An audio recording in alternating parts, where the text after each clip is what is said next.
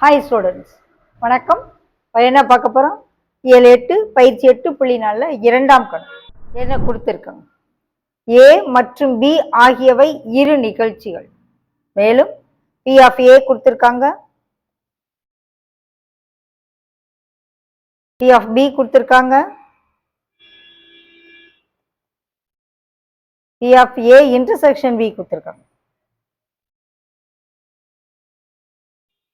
என்ன கேட்குறாங்க? B of A இல்லை. ஃபர்ஸ்ட்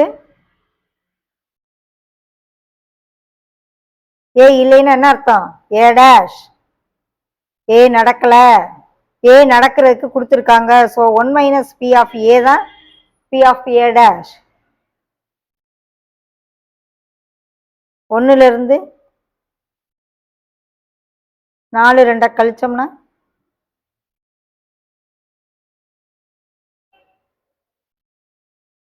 0.58. எது? பி ஆஃப் ஏ இல்லை. ஓகே, அடுத்து பி ஆஃப் பி இல்லை. செகண்ட்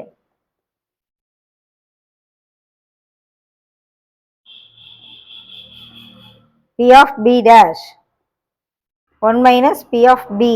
ஃபார்முலா தான். பி ஆஃப் பி எவ்வளவு? 0.48. ஸோ 1லிருந்து 0.48 கழிச்சோம்னா 0.52. இது என்னது? பி ஆஃப் பி இல்லை. இது ஃபர்ஸ்ட் ஆன்சர், இது செகண்ட் ஆன்சர். அடுத்து தேர்ட் ஆன்சர், ஏ அல்லது பி. தேர்ட் என்னது? பி ஆஃப் ஏ அல்லது பி அப்படின்னா என்ன அர்த்தம்? P of A union B. அதுக்கு ஃபார்முலா இருக்கு இல்லையா? P of A plus P of B minus P of A intersection B. 3 value கொடுத்துருக்காங்க. 3ஐயும் சப்ஸ்டியூட் பண்ணு.